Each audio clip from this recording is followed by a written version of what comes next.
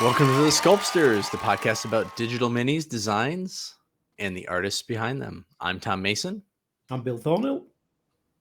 And I'm Patrick Keith. Together, we've sculpted thousands of miniatures and worked with the leading brands in tabletop gaming. Join us as we explore the world of miniature design, inspiration, and the hobby of tabletop gaming. How's it going, guys? What have you been working on? Good. Pretty good. Yeah. Hey. Still here, still breathing. That's good. So recovering from another cold. Oh. Courtesy of my grandson, I think. But who knows? It's just perpetual. It has to be him because I live like a hermit. I don't leave the house. So, yeah, he's the only one. You got to eat your own dirt ahead of time. Yeah, exactly. Build your immune system up for when you see it. Exactly. Right. Exactly. Yeah. So, hobby news. What have you been working on, Tom? Well, as you can see, not much. I put a wash on a little bit of the color. This is awesome. This is going to be like a battle pot. So I sat down. I think it was a couple nights ago. No, actually, sorry, it was this morning. I was like, I've got to do something before we record, and I didn't have my marker pens or anything like that. So I was like, well, I talked about doing a wash, trying a wash, so I'll do that. It might work.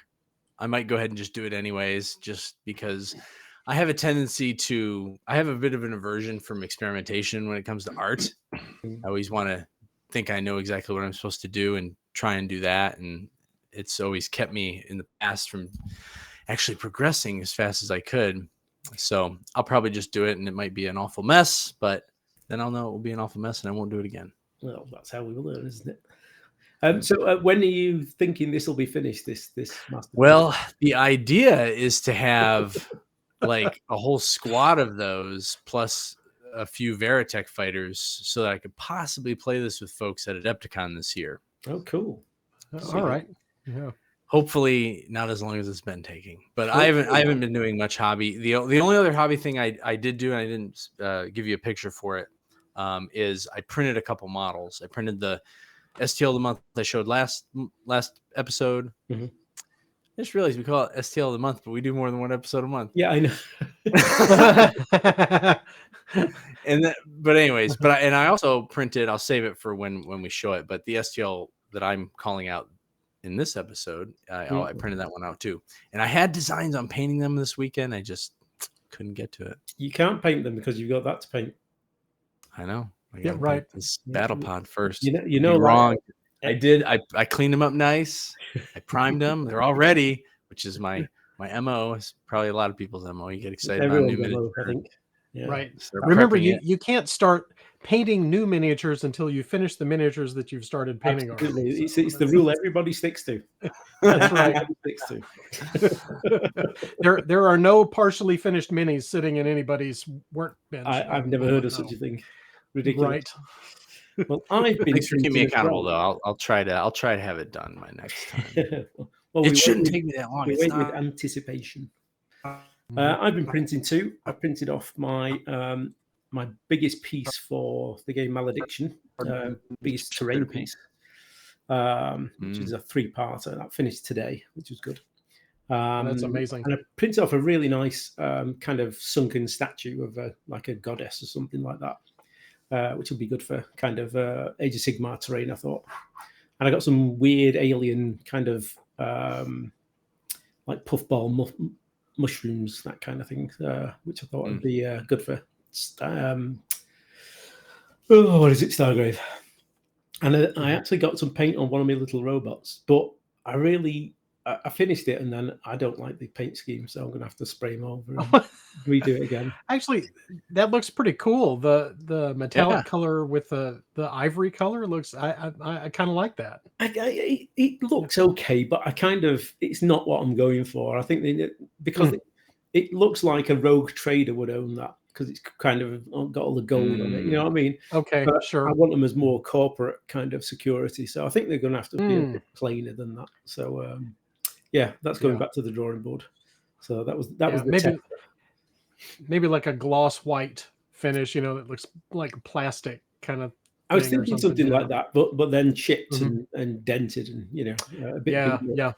and try and get a stencil for it, or some transfers to put numbers on them. Mhm. I thought that'd be kind of cool. Yeah. Oh, that's a cool idea. Yeah. Yeah. So that has been really the only painting I've done. The only other hobby stuff is my other hobby, which is I've been building this workbench in my garage. Yeah, that looks amazing, and it looks like you've got your little helper there. Yes, she's my shadow. That's Lucy. But this has been fun to do because I don't really get out and do much kind of practical stuff. So it's been nice to kind of have a play around with this. And I put the router table in. You can see it on the left there on the top. So I've now got a router that I can use on it. Oh, that's nice. So yeah, I've just got to tidy it all up now and give it a coat of poly, and it's done. No, sorry, I've got to add a cupboard to just below that router, but that's about it. So yeah, that kept cool. Awesome. Patrick's actually been doing proper hobby stuff. Well, yeah, here and there. The first thing that I've got is I finally got the Sentinel painted for my Astra Militarum force, That is nice. Yeah. Thanks. The sponging effect worked like I was hoping that it would for this particular desert camo, and the base and so forth on that. I had taken some reference pictures from the shop out back before it rained here, and it looked like that. So so I was pretty happy with how that turned out. Yeah, it's nice. Thanks. And I've got video. I still need to do post-production and stuff on that, so I'll probably be posting that in the next week or two. That shows that whole process. So I'd kind of like to try to do some different videos that's not all Astra Militarum stuff, even though I'm kind of sort of immersed in that at the moment. Yeah. And then some of the other hobby stuff that I did was I dug out some of my Conflict 47 stuff that I had in boxes up in the attic, and I finally put some of it together and got some primer on that because the new book came out, so I was able to get the book. And not last weekend, but the weekend before, I went to Millennium Con, which is down in Temple, Texas. It's in between where we are and Austin, and I was able to pick up the starter set for the U.S. forces, so I haven't even busted into that yet because I had these guys. So these are heavy infantry, and there's a bazooka team and some coyotes in the background, and then I had also put together some fireflies that I did conversions and stuff on. So I got all that primered, and I'll probably be putting some paint on that in here in the next week or so. I do like. But then, sorry, go on. Huh? No, I was able to get my book, even though I had to pay the extra tariffs and stuff on it to have it come from the UK. I was able to get it along with the pre-order stuff that everybody got. So I've been looking through that and checking out, the new rules and stuff that they've added since the last edition. Is there much of a difference that you can see?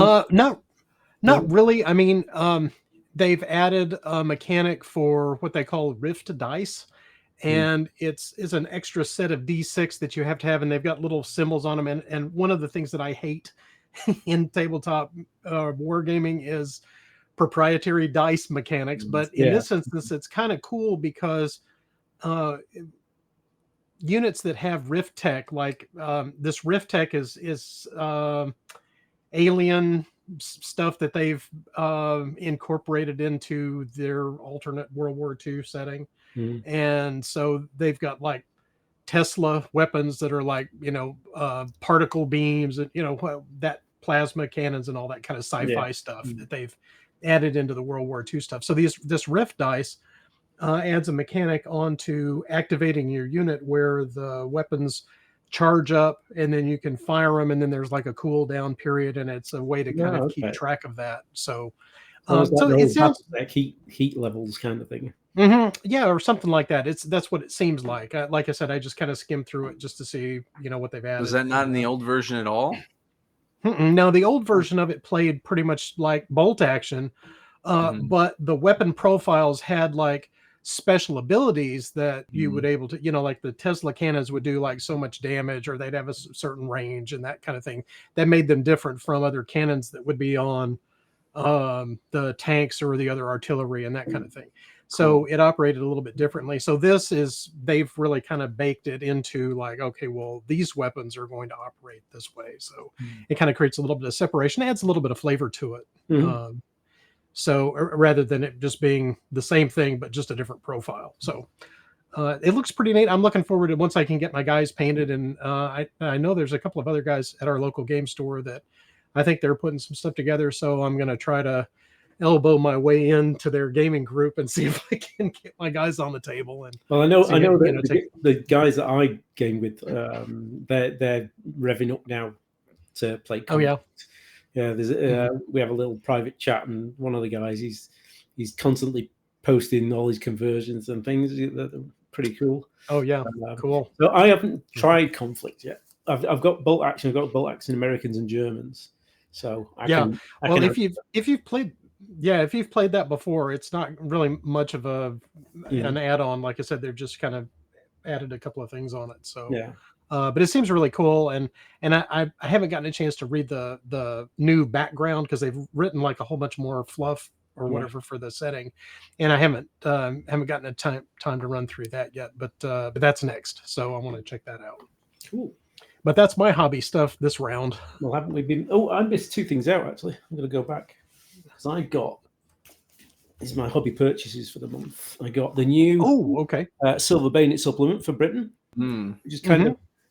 It's kind of cool. It's all zombies, basically. It doesn't have the depth of the last one, the Italy one, but it's still a nice book, and it's got some cool figures there that I'd like to sculpt. So is all of Britain zombified? It's basically it's like Vikings and Danes and Scotti, and basically everyone that invaded millions of years ago, and the bones have been brought back up, but there's like some of them are spirits and some of them are zombies and some of them are like skeletal, and they give each one a different flavor. But I don't know. I think I was expecting more than just zombies, but it's fine.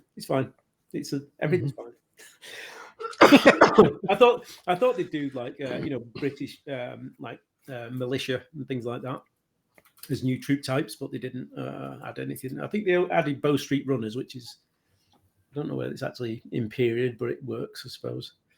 And the other purchase I just got today is for my Kickstarter. Is Hope for the Dead, which is a Forbidden Psalms supplement, not supplement, rulebook, and it's for zombie kind of survivors. But that seems pretty good. I like some of the characters in that, some of the enemies. So yeah, I can recommend that. Yeah, that's it. Okay, that is hobbies. That's cool. We're done. Excuse me. I'll apologize, folks, because I might be coughing through today's episode because I've been sick. I've been poorly. Okay. What do they call that? Is it the lurgy or what is it? Lurgy. What's it called? Lurgy. Okay. So I've had the lurgy, and okay. What have we been up to work-wise? Tom, you're up first. Yeah, I'm still steeped in Mola, or as the full title is, the Malice of Light Adventures board game. So that's the next release that has been revealed for the next hero, Ransel, the halfling. I had a lot of fun doing that little guy.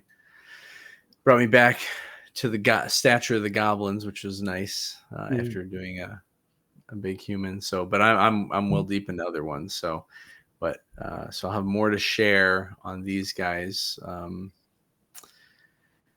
as things keep rolling out. So I just gotta hold them back. Are you on with the next one? Oh yeah, I'm deep into several more right now. Oh, right. So good stuff. Yeah. I'm getting. I don't know. I don't know if I'll be able to show it. Probably won't be able to show it by next episode.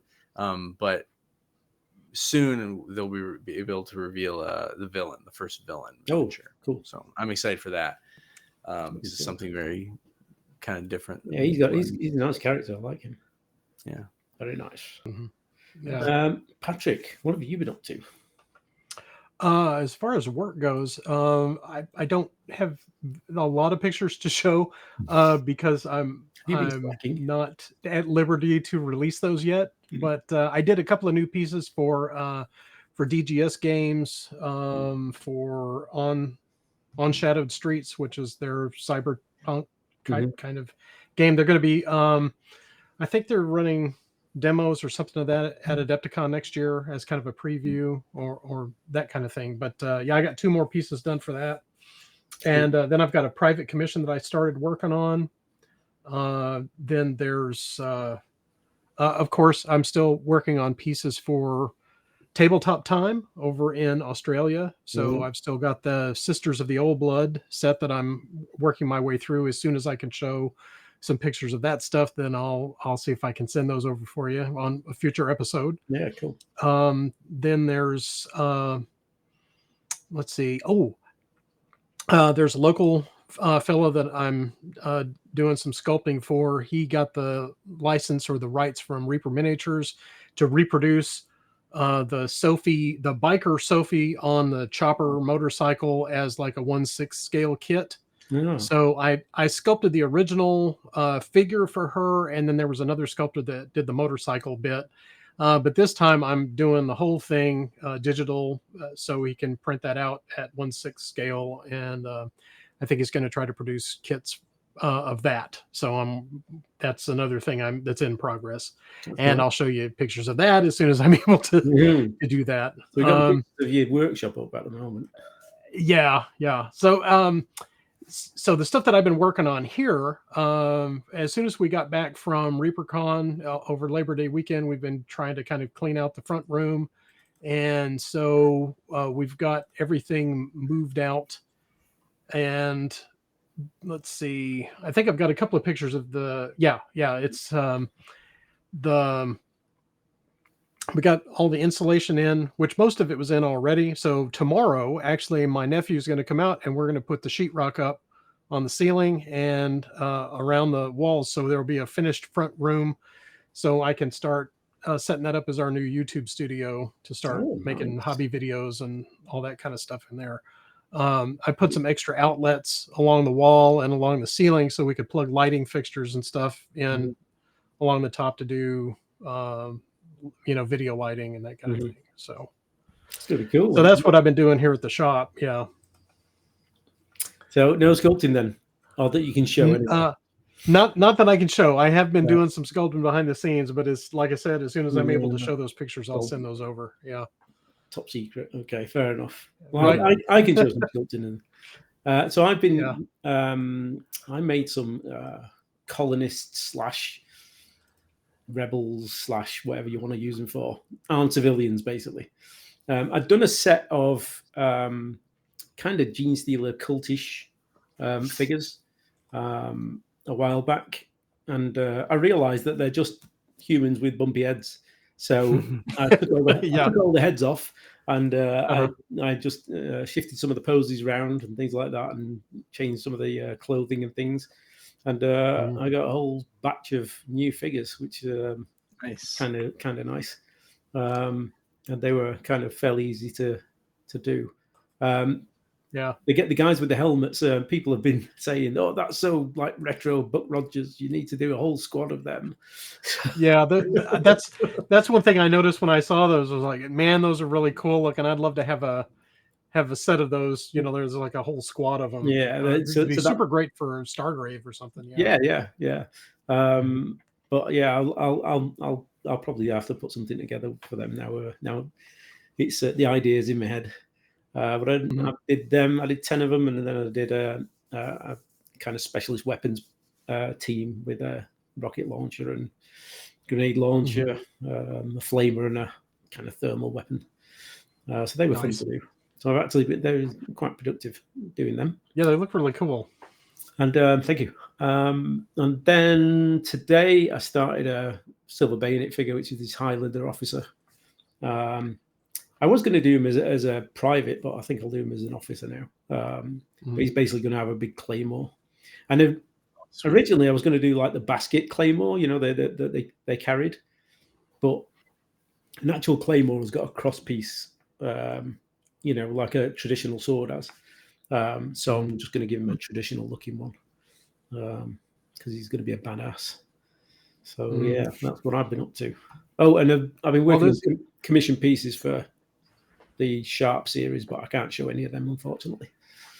Yeah, I was going to ask you about that if you were doing some more of the Sharp. They've got Harper now. I've just delivered the 28mm Harris. I'm working on the 54mm now. Nice. I don't know which one's the next one, but yeah, that's ticking along nicely. And I actually I couldn't find any decent photos of the guy on profile who plays him, Jason Starkey. So I just found him on Instagram and texted him, and he sent me a load of photos, which was kind of nice. That's great. Yeah. Wow. So very nice. So I'll have to chase up the other actors just in case I need some spare pictures, and I can text them. But yeah, I never even thought about doing that before, but because I struggle with the Harper chap as well, finding some kind of decent ones of him. I mean, there's loads of Sean Bean, but there's not many of the other actors, so I had to sift through everything to get what I got. But yeah, I mean that's a nice fun commission. I'm enjoying that. It's and there's plenty more to do. So yeah, cool. Good. Well, I've got that Sharp kit in my shopping cart over on War Games Atlantic. So as soon as I can put a few more things together, I think I might have to order that with some stuff. Yeah, I'm looking. I'm hoping to get a freebie. Oh yeah. Well, and you should at least get a comp copy. You would think. No, yeah. They said they'd send me some. They were just waiting for it. That's great. Get into production. So, and I'm sure they're busy enough as it is at the moment. Yeah. So yes, that was my work for the month. Awesome. Right, the topic, Tom. Over to you. Yes, the topic of our show today is sculpting a community, or the times we gather as sculptors. Dun, dun, dun. So it's like Days of Our Lives. Yeah, I wanted to talk about this because I am next week. I am going to be doing the first annual mini sculptors retreat. Don't get too excited because it's a solo thing. Because I couldn't put a real one together. But by the time this is out, I will have already posted a video about it as well, explaining what I'm doing. I am going to try and do a slight virtual component to it to link up with people and tell people a little bit more about what it's all about. So definitely check that out.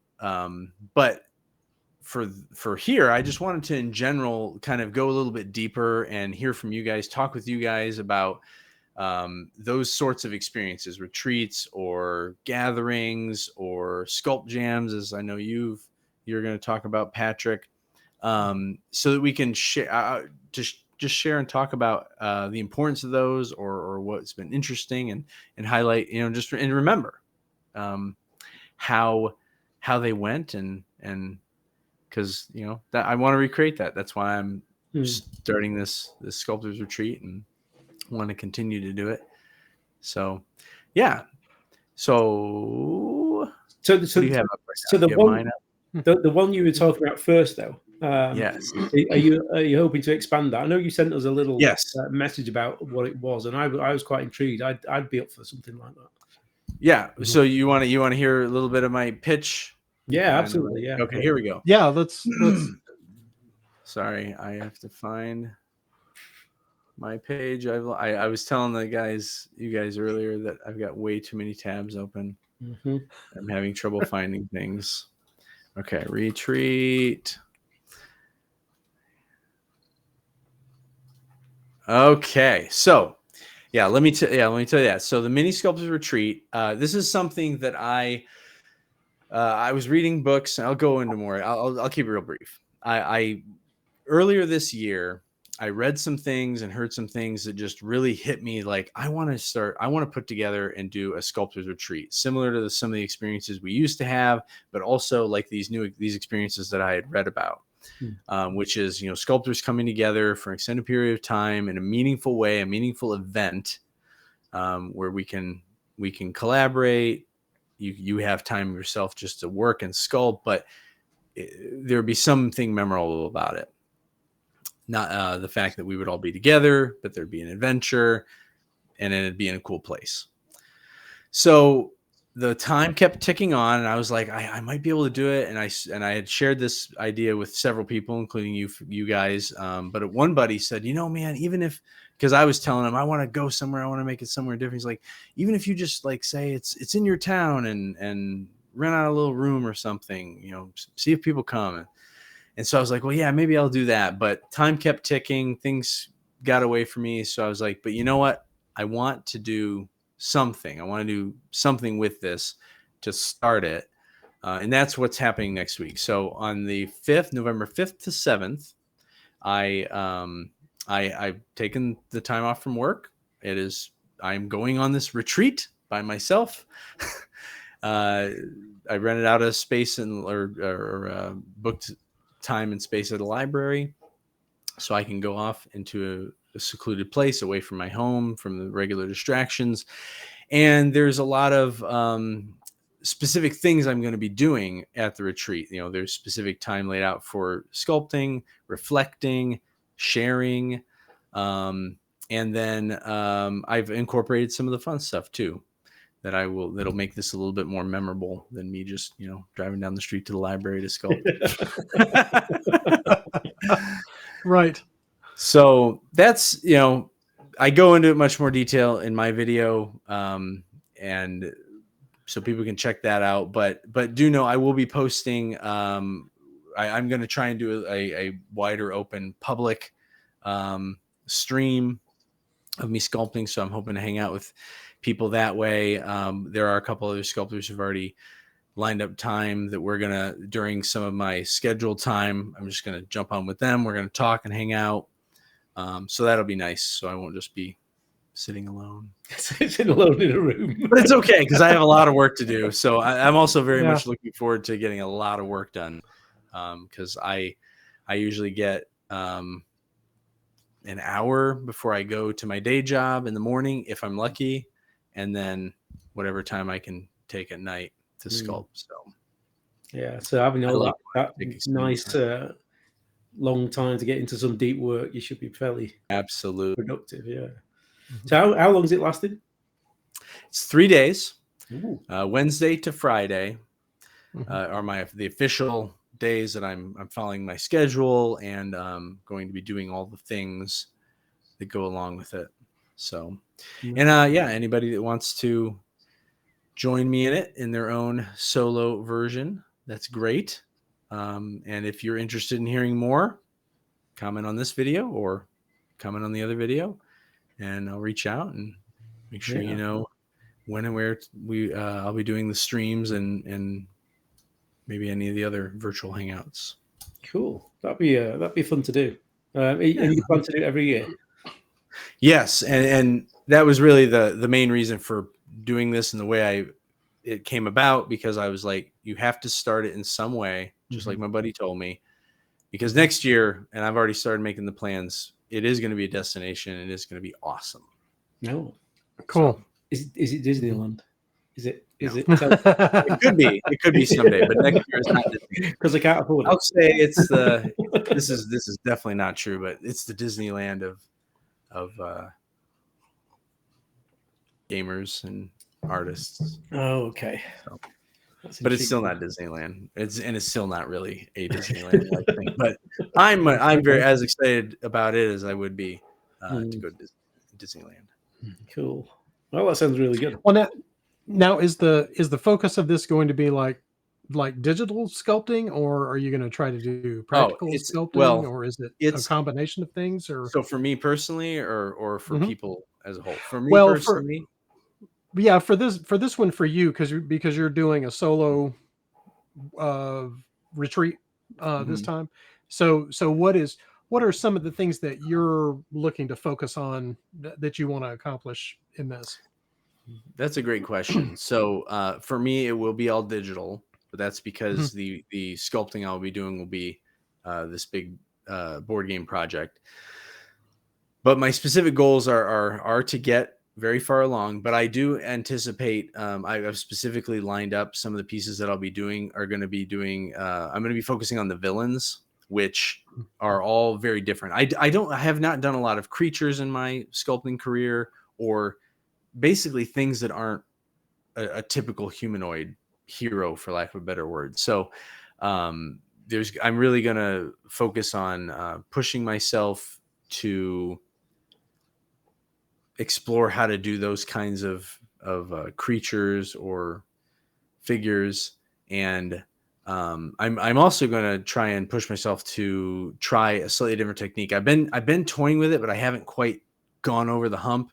And during the retreat, I'm going to make myself sculpt a miniature more traditionally, but digitally. And what I mean by that is, Okay. I probably won't completely abandon the A-frame, the symmetry, but I might just do the basic body, the form, like the high level stuff, pose it, and then I'll okay, I need a shoulder pad, sculpt the shoulder pad. Oh, I need a pad, and just add the stuff on and sculpt it more in pose. That was a really long way to say it. I'm going to try and sculpt the miniature a lot more in pose than out of pose. Mm-hmm. Yeah. I keep meaning to do that as well, and I never get around to it really. I did it once with the Hobbit figure that I did for the Goblin Menace. That's not released yet because it's for the game, and it was an awesome experience. And I've tried to do it again, and I've gotten close, but I always I fall back on my old habits. But I really feel like I get a lot of extra energy and life out of the figure when I go more that route. Yeah, I can see that. Mm-hmm. That'd be fun. Yeah. There's watching some of Sean Sutter's videos from Relic Blade. He sculpts a lot. He does that. He works like that. Yeah. He's got a very similar process to that. So I find that fascinating. And Matt Knuckles from Knucklebone Miniatures as well. He sculpts that. Right. He might be the best example of that, actually, that I've seen. Absolutely, yeah. I don't think he uses symmetry at all. He just as is for the whole thing. But he uses VR. He sculpts in VR. Oh, okay. So I would really be interested to hear about his sculpting process. You got to get him up here to talk about that. Something I kind of toyed with the idea. I mean, I like the idea of it, but it's a lot of money for one thing, and I spend all that money and then I don't like it. So. Be nice to try it out, though. I must admit. I mean, but then you've got it for gaming or something, though. So I never find really a gaming though. I really don't. I used to game all the time, and I look at it now, and I go, I could be doing something else, though. It kind of it just feels like a waste of 2 hours. But then I'll sit on my phone for 2 hours in front of the TV. So yeah. I can't win. And see, then you could be doing a retreat. In that time. You're right. So, that's right. And get some stuff done. I've had to I don't play a lot of video games anymore either. And I almost, even when I have the time to do it, I have to almost force or schedule myself. Like, here's a half an hour. You play a game, man. Just chill out. Yeah. And because otherwise I just end up zooming around and I'm not doing anything else productive, but mentally I think I am, but I just won't relax. It's weird. Yeah. It's annoying. That's it. I think it's something to do with age. Let's blame it on age. Sure. That sounds just as good as anything else. Yeah. So back to the topic then. The sculpting jams that you've been to. Which ones are they? So I've done a lot. I wanted to focus on, and I've just sent you some pictures to share with the group here, with everybody here. I wanted to share, I got my start with going to sculpting hangouts at not at Reaper, excuse me, at Gen Con, which was awesome.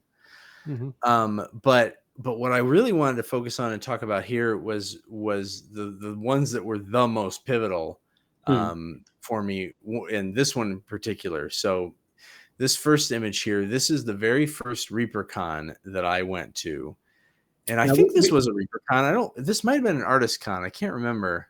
I think it was a Reaper. Yeah, I think it was Reaper. It was do you remember? They had split it up because they used to have Reaper Con earlier in the year, and then in October they would have Artist Con where it was just on. Yeah. And they this did was that definitely for Reaper Con then.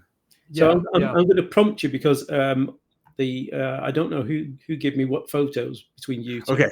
So this is the guy in the green t-shirt. Guy in the green in the front, and the big crowd of people at the table. Mm-hmm. Okay, yes. So this is my batch. So this is Reaper Con 2007. I had been in the industry for a bit, and this was basically right after I broke into Reaper. So I'm trying to remember all the details, but Ron I don't remember if I reached out or he reached out to me. I feel like he reached out to me like generously, like making me feel welcome, like, hey man, you should come. And so I bought a plane ticket and got a hotel, rented a car, and showed up, and everybody, all the who's of sculptors were there. The people that a lot of the people I met at the Sculptors Hangout at Gen Con, and then many other, heroes of mine that I had not met before. So in this picture, I'll start in the back on the left, the people facing us. That's Gene Van Horn, who I had met at the Sculptors meeting. Werner Klock, who was super pivotal, and this year was super pivotal in leaps that I took in sculpting, which is why this was such a meaningful year. Then we got Bobby Jackson, and then Jason Wiebe, and then if we go around to the people standing up, is that Matt Clark? That's Matt Clark, who passed away last fall. Wow. I think. And then Ron Hawkins is standing next to him. That's Ron next to him. The Coke. And then right there in the green shirt, that's Trey Manor. Was the first time I met Trey. Without a beard. Yeah. Without a beard. He looks like a child. And they're all pretty young. And actually sitting at the table next to Gene Van Horn that's just out of frame is where I was sitting. Yes. And I've got a picture. You'll see in a second. I do have a picture of that. Yeah. I can't tell who is sitting behind Trey. I'm trying to I don't remember the shoes. Yeah, I can't tell because they're completely hidden on the Yeah. I'm wondering if it's a miniature painter though, because I feel like we knew like that silhouette is not registering any sculptors to me. Yeah. But it was super cool, right? Because there were tons of sculptors, there were tons of painters. Then they put us up. They had this loft area that looked down over the factory, and so we were all up above it. We were the special artists, doing our thing, hanging out, jamming. And every now and then, people would come up, they get to see us, but it was like they really, man, that's what I loved about Reaper at that time. They really made us feel special. Yeah. Yep. Took good care of us. I remember let's go to the next picture here. Pretty cool. Which one are we looking at now? We're on topic 2. Okay. We are. I've got to go back to. There we go. All right. And then we've got Bob Rodolphe and Sandra Garrity in the front there. Sandra's the one that we put on the Hangouts usually with Reaper's sponsorship, sometimes some others. And I don't I'm sure Julie Guthrie was around, but obviously I don't have any pictures of her, unfortunately. That was always cool back there on that shelf. I think this is how they used to display the individual figures, if I recall, and you can correct me if I'm wrong, but you can kind of see maybe you can, I don't know how big the picture is, but there's like little white labels next to each figure. So, and that I believe was the number of every figure. So, it's amazing. Like that seemed like so many figures back then, and they have so many more than that now. Right. Yeah. The figures that are on the shelf behind Bob Rodolphe in that picture, those are all of the catalog minis. So they would photograph those because they were primered white. Sometimes they'd do like a little shaded wash or something on them.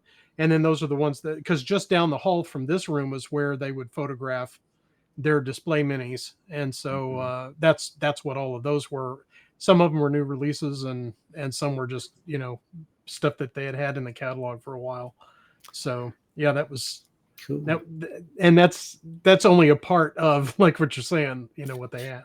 Yeah. So the other thing about that is that I kind of wanted to mention, since this is a picture of Sandy Garrity, there's been some cycles online about folks looking to see if anything had happened to her, because she's been kind of off of social media for a while. Mm-hmm. And some of her greens had wound up, I think, being auctioned off or something by family members. So we're still, so if anybody knows anything about Sandy Garrity, or you've heard anything about what's going on with her lately, post that down in the comments for us, or send us a message or something and let us know, because she's been kind of quiet on social media since before ReaperCon. I know let's see, Jeff Wilhelm had actually messaged me about her to see what was going on. So let us know in the comments if you know. Yeah. But yeah, this is her back in the day. She was super great. Yeah. There's one last thing about this picture that's fun to point out is all the putty ovens you'll see. So these tin can lights. Yes. Good point. Good point. Did not miss that. Mm-hmm. Yeah. Even if I was traditional, I would don't miss that. Yeah. Actually, I think you can see mine like right here. Yeah, there it is. Yeah. Yep. Is that I do slab mine too.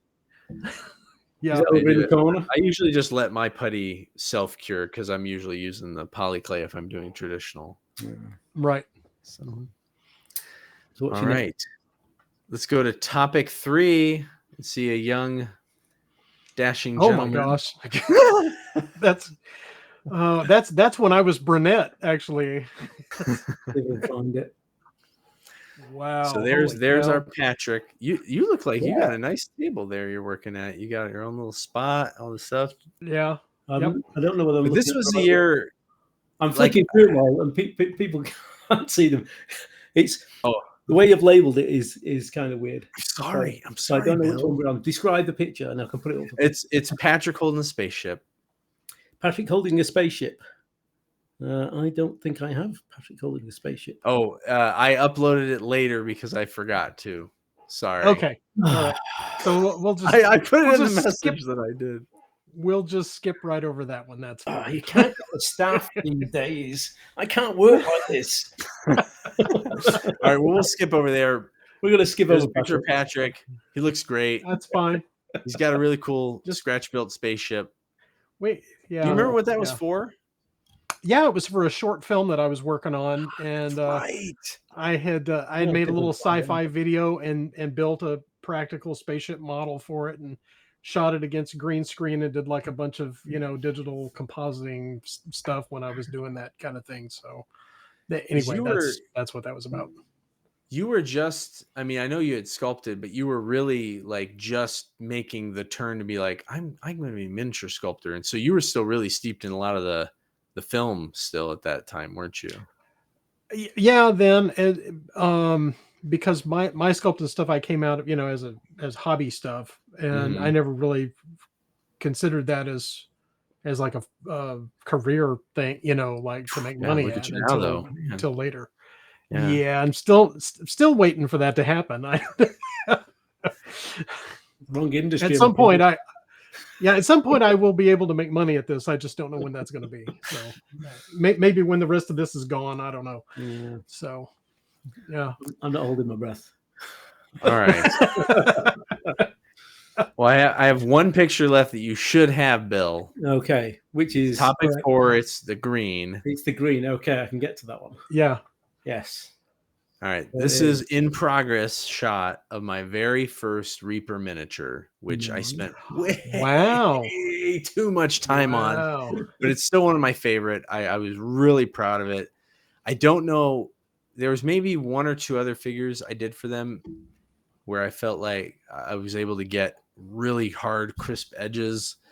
And I did some other pretty good, especially for Magnificent Egos, but green stuff. I remember them. Yeah. Yeah. Green stuff just, it was always tough. until I learned to do the mixing in of the Aves, and I was a lot better at getting really hard crisp stuff. Actually, in the back there, back corner, really fuzzy. That's the second miniature I made for Reaper. So, whoops. So as I was doing this one, I went ahead and made a armature for basically the boss of this guy. So another dwarf sapper sergeant character.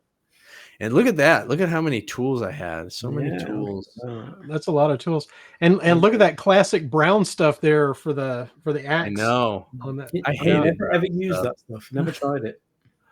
I was convinced that I needed, like, it was actually for weapons and stuff. It was nice because it was easier to file and everything for sure. I think also I probably would have liked it more. I think my batch was terribly old and just probably spoiled. Not that it would spoil, but it wasn't fresh. It was very hard to mix. And I just felt like I was fighting it all the time. But I don't remember. I think it was Bobby that turned me onto it. I probably saw other people doing it for weapons, but Bobby used to always make it sculpt it with faces with it. Do you remember that?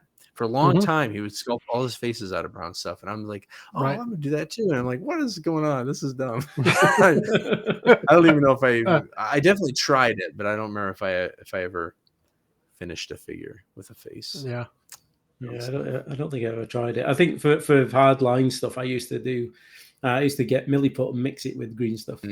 Yeah, I think that's right. Yeah, and that used to work pretty well. Kind of half and half. So the last little thing I just wanted to say about this year, I went to some other Reaper cons. I got to go to the Artist Con, which was cool as well because they had a lot of teaching classes. The artists would come in and teach, and then people would come and take those classes. And it's basically the same as Reaper Con, but all focused on the art. But this year, having Werner Klock there, he is the one that taught me how to do faces and eyes specifically, the way that I do them to this day with the and I got videos on this, but mainly the main thing is you cut 2 sideways V's. So V's this way, V's this way. Let's do it this way. You can't see my hands. Right. So are you doing that Pulp Fiction? And then you poke little holes in the edges. And then I think he was even the one that like made me.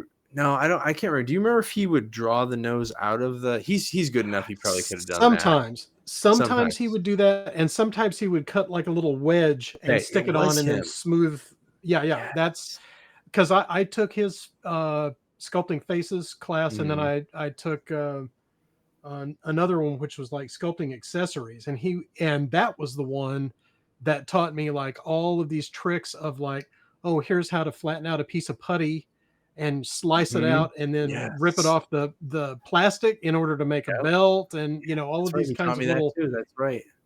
All these little additive tricks of like, hey, you can cut this stuff out like biscuit pattern, dough, right? You flatten it out, and then you can cut out all these little shapes and stick them on there, and then manipulate them to make the details and so forth. And I was like, oh well, that's what I need to know about. It was a game changer, right?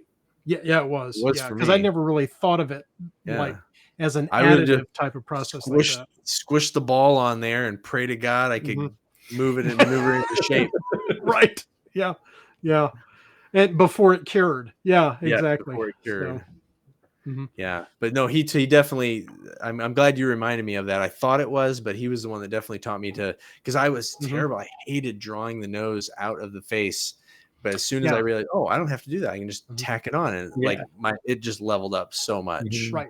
Well, see, that was Gene Van Horn's trick. Was that he would take his little sculpting tool and pluck the side of the face to pull the nose out of it, and he was like, "Oh, then you do that, and then cut up underneath it, for like where the nostrils are." And it was like, all right. So I mean, throughout when I was sculpting faces like that, I would be back and forth like, well, sometimes I'm going to do them like this, and sometimes I'll do them like that, just depending on what I want the result to be, Yeah. So yeah. That's how I would. Gene taught me that as well, and that's what I would always try and do. But I mean, I made some good figures, but it was very, very hard, and I never enjoyed it. You can tell even on this guy for Reaper, I'm like, hey, helmet. You don't even see the eyes or the nose or anything. Right.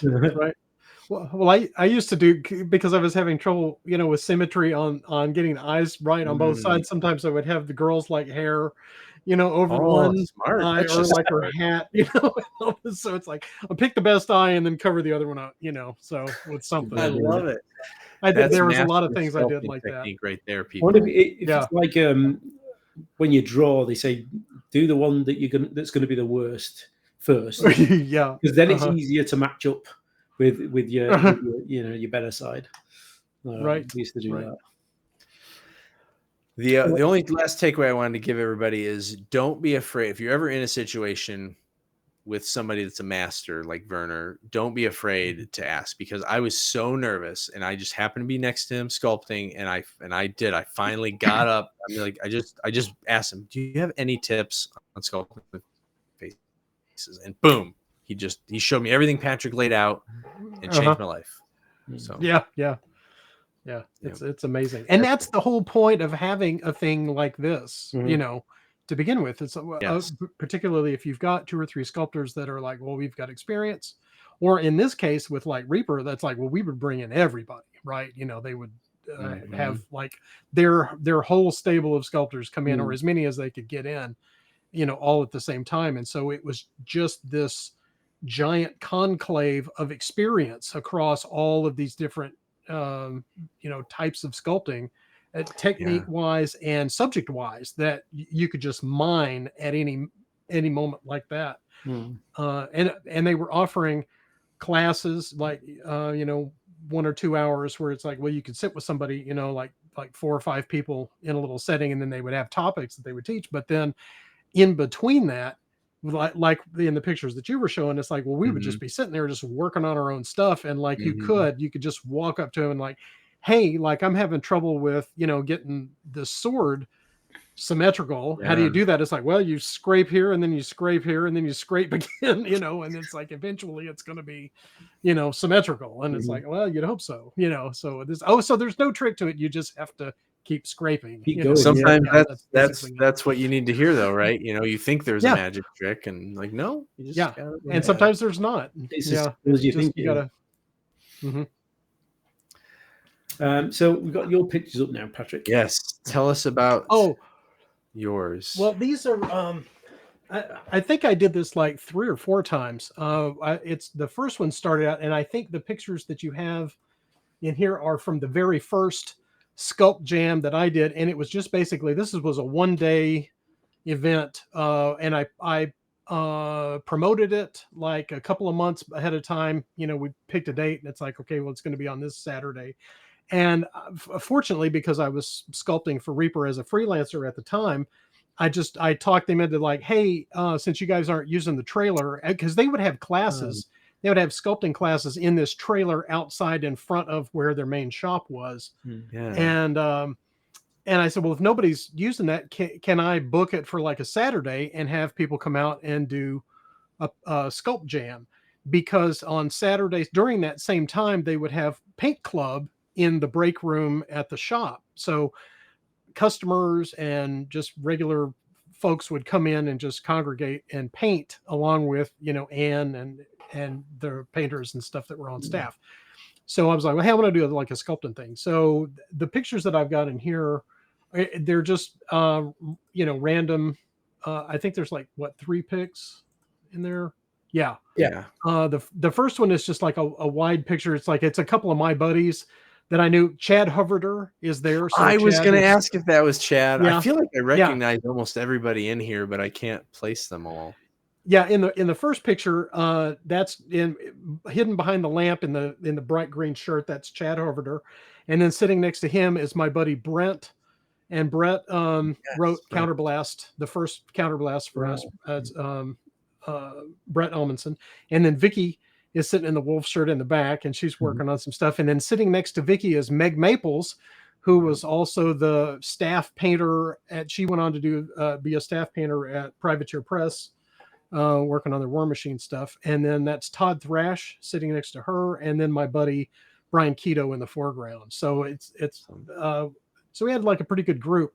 Hmm. Then the next picture are all people that I don't know that came and sculpted. And so we had more than just like, buddies of mine, showing up at this thing. And and then there's another picture from my vantage point of Meg and Todd. But basically, so it was just in this one room, and we had all of our tools, and we were able to sit around, and I was able to get around and kind of talk to everybody. Of course, Chad was already sculpting. I don't know if at this point, because I think the first one that we had was in like 2012, so it was several years after the pictures that you had for ReaperCon. But I did one in 12, 13, 14, and I think there was another one in 15. But Right. the ones after this, like this was like free, just show up on a Saturday and come and bring your sculpting stuff and just we'll talk about it, which was kind of cool, because we had a free venue, and since it wasn't like an all day thing, it was just like I want to say 3 or 4 hours, from like noon to 4, whatever it was.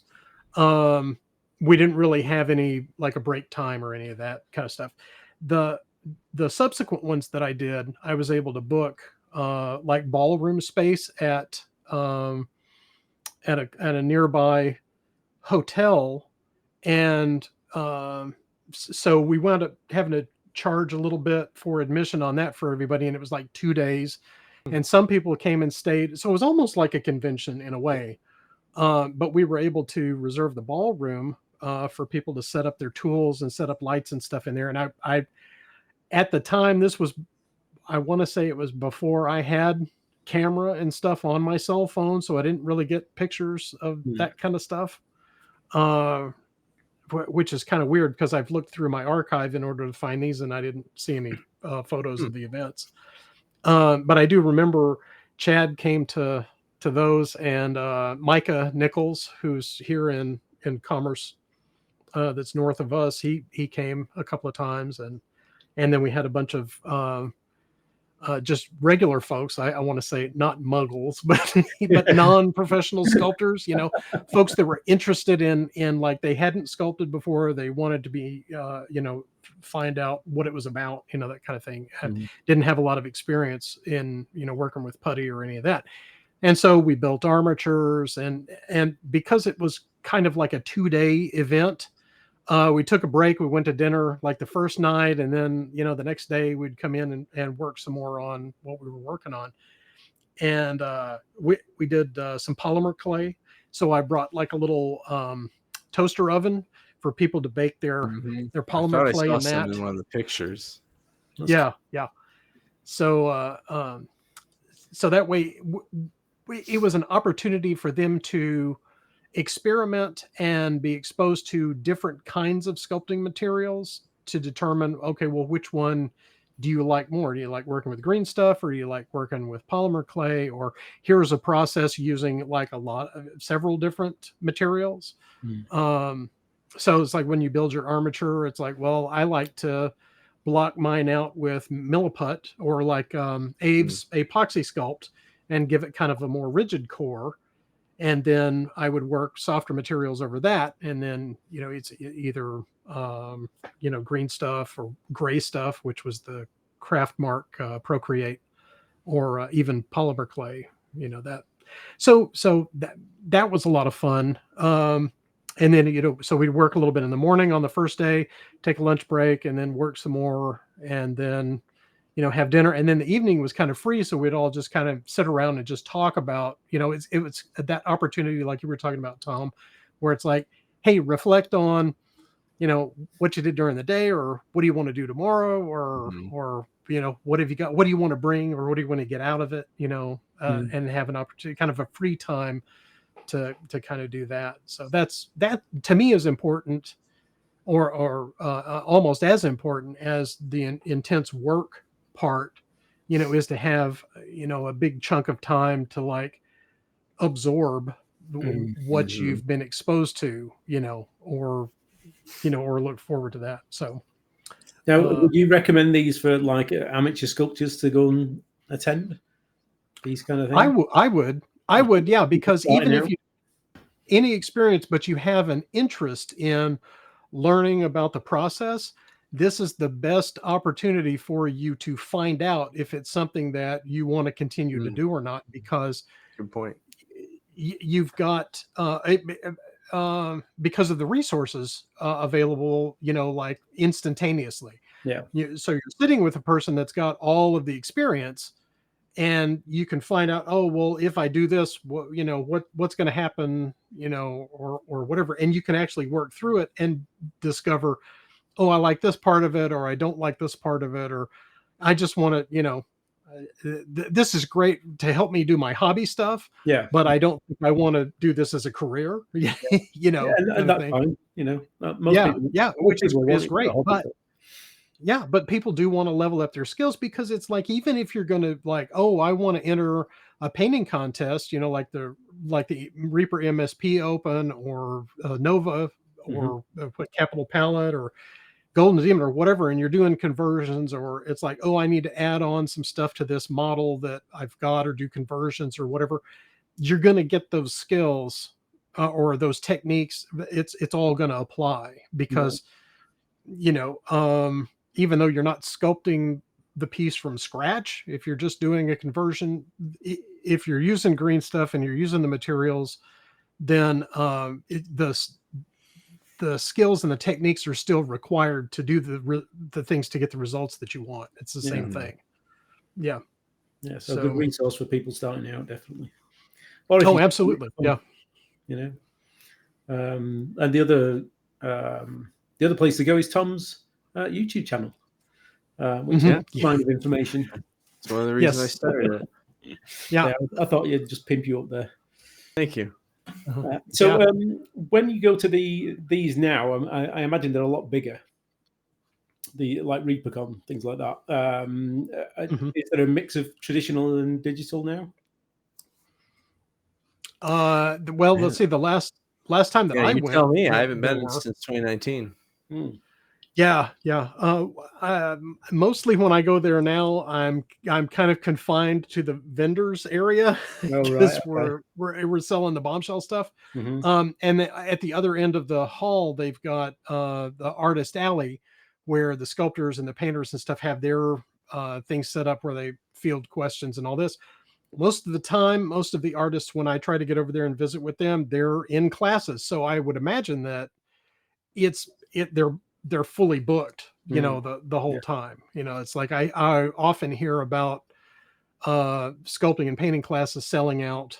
And I know that Bob Rodolphe and Julie Guthrie still work traditionally. They are not digital at all. And so the classes that they teach are also, traditional techniques and traditional methods, which are just as valid for doing model conversions or any of that. So that's the experience that I have at Reapercon. So I'm not sure what it's like at Adepticon. Even though I've taught classes at Adepticon before, I'm not sure what they're going to be offering on the next cycle. I think Adepticon is actually, I mean, and they might have both, but it's been a lot of traditional still, because they cater a lot to, like you said, Patrick, the conversion crowd. There's definitely super sculptors there too. Like I feel like Patrick, I don't know if you actually say his name, Mason. It's kind of spelled Masson. Masson. He taught one year, and that he's traditional. Oh my gosh, I would have loved to have taken that class. No kidding. I'm a big fan of his stuff. I actually submitted. Oh, go ahead. I was going to say, Bob did digital, didn't he, 1 year? Sorry, Patrick. Yeah. I was going to say another one was Valbjorn, the guy that does like the Space Wolves. I don't know if you've seen him.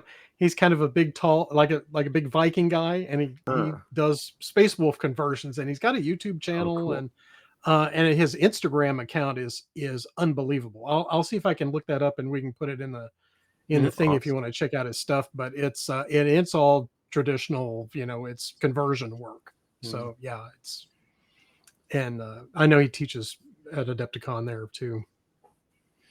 Very cool. Yeah, I submitted to teach at Adepticon this year, and this is the first year I'm planning to teach digital. Oh, So, okay. Very cool. It's going to be it's focused on, sculpting, not converting. And, but really, I mean, which makes sense because we're at a miniature convention, but I'm really going to hone in on the idea of sculpting, for miniatures. So I think a lot of people, even when they want to sculpt miniatures, they tend to learn just how to sculpt in ZBrush or something, right? They just learn to digital sculpt. And I think there's a lot of things, Bill, and you and I have talked about this. There's a lot of things that you really just need to know to sculpt miniatures. And if you know those, your path is it's a little quicker to reach the end path. You save yourself a lot of. You have to learn to sculpt ugly figures. Yes. That look really nice. But at their core, they're ugly. If you put them next to a normal scale kind of figure in ZBrush, they just look like deformed dwarfs, don't they? Yeah. Yeah, because the proportions have to be a certain way, That took me a while to do in digital when I first started, was trying to get that balance of scale.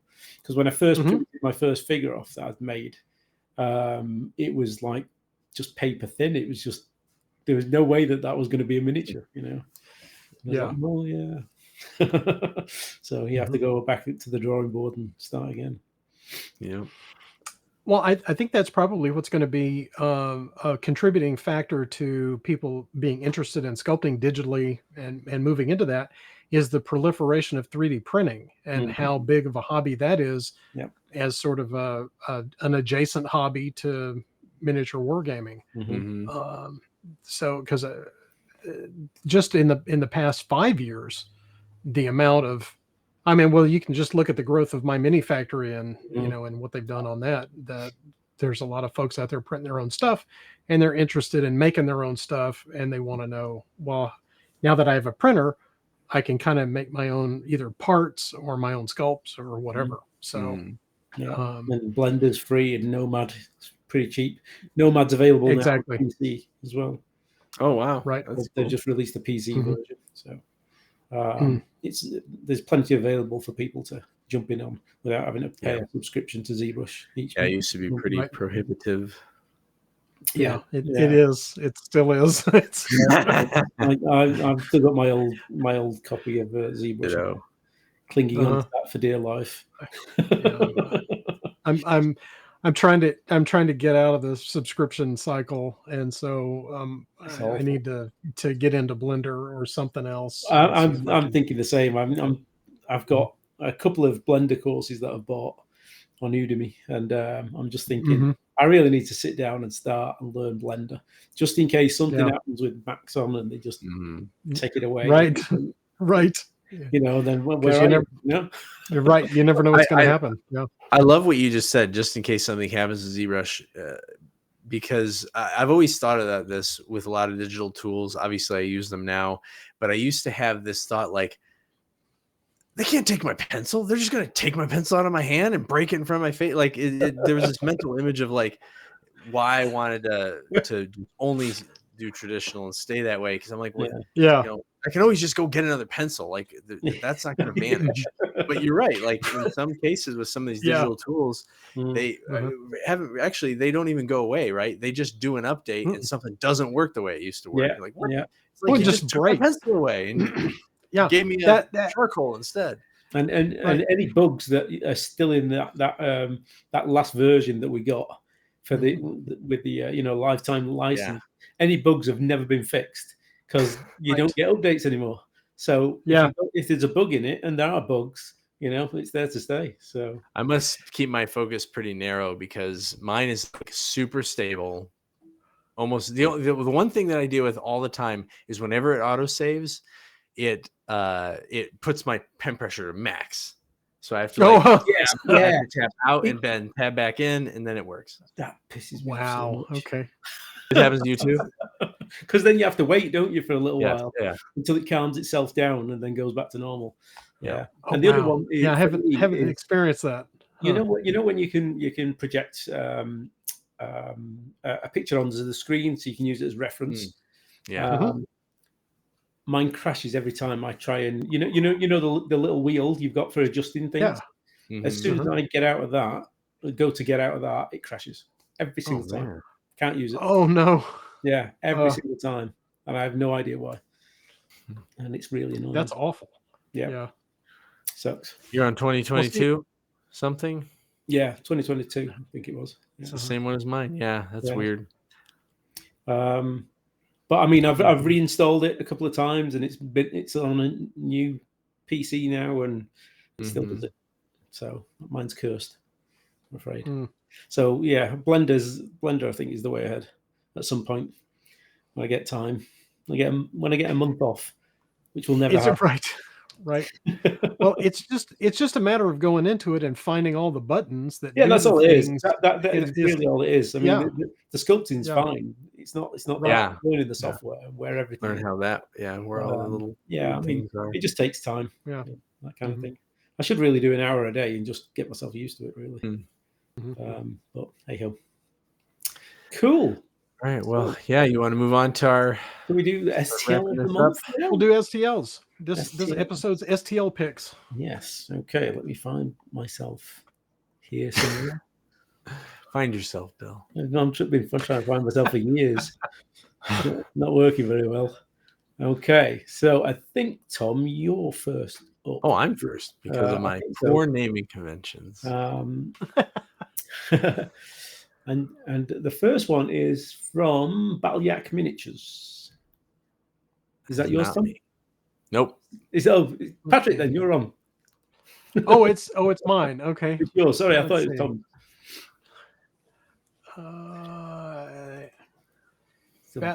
Boltagon Battle Yak Miniatures. Yeah, right. So this is like a little collection of robots that I came across, and they look. I haven't printed them out yet, but I will at some point. They look really cool.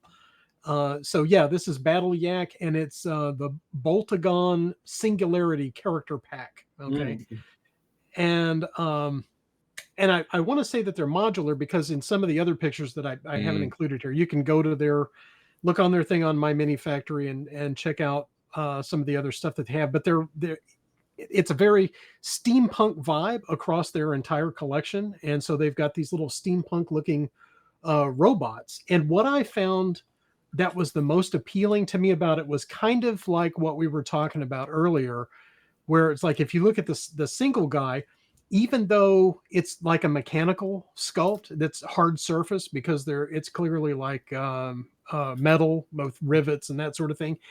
If you look at it, seems like it's hand sculpted in some of the places because there's irregularities to the surface in the render. So it looks like it was polished, by a tool instead of like, oh, this is just a piece of, geometry that's going to give you a consistent surface. So I thought that added a lot of character to the designs and the way that they were sculpted. Plus the poses look kind of interesting. So I ran across those and they had been in my wish list for a while. So I thought, well, I'll spotlight that. In the pack, there's like a different weapons. They've got some different head designs that you can put on the different guys. So I see Atomic Robo. If anybody knows that comic. You see what? Atomic Robo. I actually see a couple heads in here that are definitely inspired by comics comics probably or animation. I see if anybody's familiar with Invincible Robot, he's in there. And there might be others. No, they look great. I love it. I love it. I absolutely love it. They're really cool. They look really fun. Yak stuff. Lots of character. Yes, lots of character. Kind of cartoony, but very characterful. Yeah. So there's some really nice monsters. Yeah. Yep. Yeah. Everyone should check him out because he does some very, very nice stuff. So very cool. Tom, you're definitely next. Definitely. Yeah. So I am back with Arbiter Miniatures again. This is actually, I bought this miniature at the same time I bought that knight that I showed off last week. And this is what are they called? This is a Cultist Rager female, number 2. I don't remember what the second one looks like, but this one looked very interesting to me. I'm really in love with Arbiter Miniature stuff right now. Theus, I don't know how you pronounce it. Theus Haag Jacobson. Hog Jacobson. Anyways, it doesn't look exactly like this, but it reminds me of like Joe Mad and a new new to me artist, Ludo Lullaby, who has been doing some Battle Chaser stuff, doing a comic called Ghost Pepper.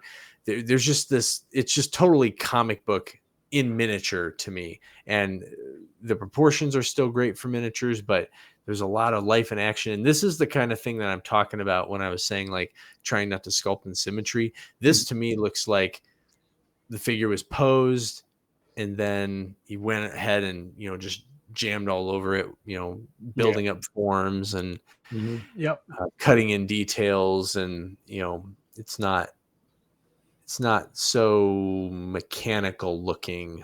Well, for an organic figure. So. Yeah, it's a very nice stylized look to them. Same with that night last time. That was really nice. Yeah, he has a really nice way of doing things. So yeah, I really like the definition of the muscles on the arm and so forth too. That's cool. Well toned. Yeah, obviously. There's a lot of Pilates.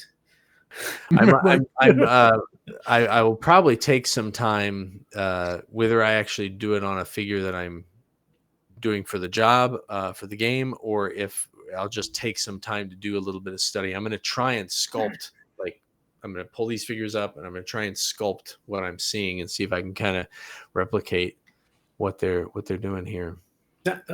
We should all do that. Actually, we should have a little experiment. All do a piece like that. No symmetry. That's a great idea. Yeah. And you were talking about Werner Klock earlier and sitting with him in a room. And I used to get his miniatures and look at them under the optivisor to see how he sculpted the things and then try to replicate that. And you can do that digitally by importing STL files into your sculpting software and see if you can replicate what they're doing, by sculpting next to it or using it as reference like that. And that's super great for proportions. It's like, oh, is the sword big enough? Like you were talking about, Bill, with it being too thin. You can always check that because, this is obviously it's been printed, or you can print it and check it. And, it's I've used a couple of figures for reference for things, especially females, because I'm not really great at females. So I tend to like to use someone else's as a reference, just so I'm getting the proportions big enough. Sure. I never feel as though I do, but I mean, it's better than if I just did it without. So. Well, mine was this monstrous executioner from hell. Mesh Brain Lab. I really like their stuff. They've got a huge variety of stuff in their catalogue. I think they do a load of orcs as well that are particularly good. But this one kind of caught my eye, and it's been on my wish list for a while now. I think I'm gonna pull the plug and get this one, just for the joy of painting it up. I think I'll probably print it up for about 75 mil or something like that. I think it'd make a really good. It looks like piece. Sure. It's just a monstrous thing, and I just love monstrous things, and I just the amount of detail and presence it has, is crazy. I really like this one. He's just a beast. I've no reason to have him other than to just paint it, that it's just cool. It's just cool to have it and paint it. Yeah. You could use it for Trench Crusade. That's fairly Trench. It would fit very well for that. Definitely. Right. I was actually thinking that it could work for Trench Crusade. You could paint it green. It could be a Nurgle thing. That's true. Probably fit it in a lot of places. Be good for that too. But I mean, it's got great detail in, for if it's a standard size 28 mil figure, 32 mil figure, whatever. But blow that up easily to 75 or maybe 100 mil, and it'd still look good. It'd still look great painted. It comes in multiple parts, so it's easy to print. So that's my STL of the month, because I think that's. I really like the chains and all the details and stuff on his little back banner thing. It's awesome. It's amazing. I'm always reticent to do lots of chains and things, because in my head I'm just thinking they're going to break off when people print them. Mm-hmm. But no one else seems, just it doesn't stop anyone else, and I don't know why I don't do it. Yeah. I just need to, bite the bullet and just do them. Yes, that was a good collection, actually. Awesome. Lovely. Well, Yeah, a lot of good selections. Yeah. Yeah. So what are we working on next, Tom? What's your next piece or bit of work? My next is finishing up the demo kit. So you'll see 2 more heroes for Mola and the first villain. Then there'll be a bunch of villains. I meant to mention this earlier. I finally wrapped up since we met last all of my work on my pledge manager and everything. So that's all finished and up. Cool.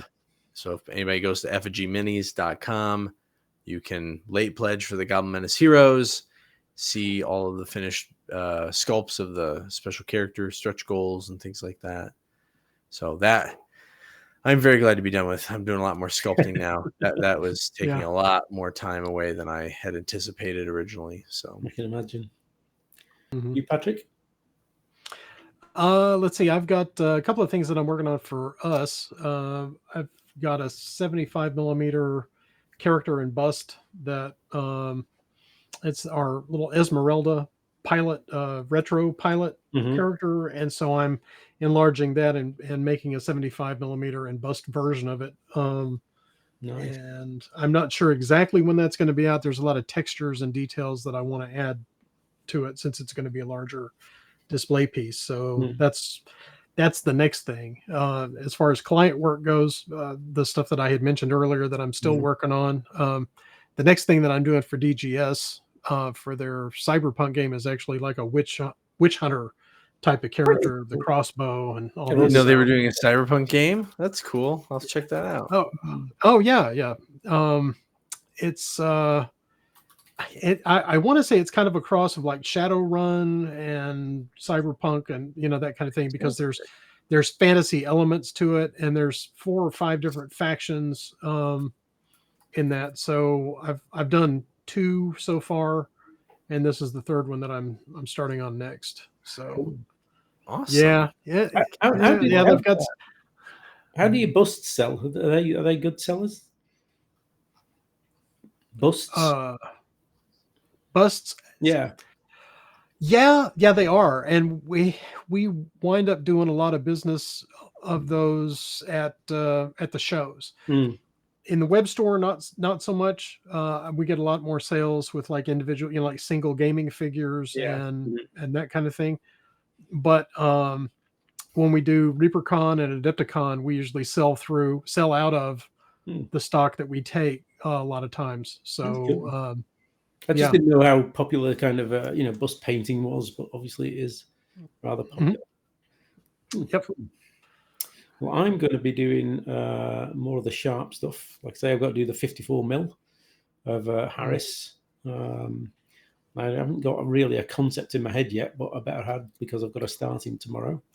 And then for my stuff, I think more Silver Bayonet. I've done a lot of sci-fi this month, so for next month I'm going to concentrate on more Silver Bayonet and try and get as many of the British done, because people are asking me for them. So cool.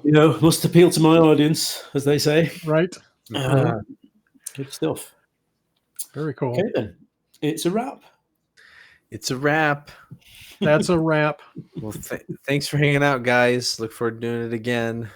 Real quick before we leave, where can they find you, Bill? They can find me at Lost Heresy Miniatures on my Miniature Factory or lostheresyminiatures.com. Patrick?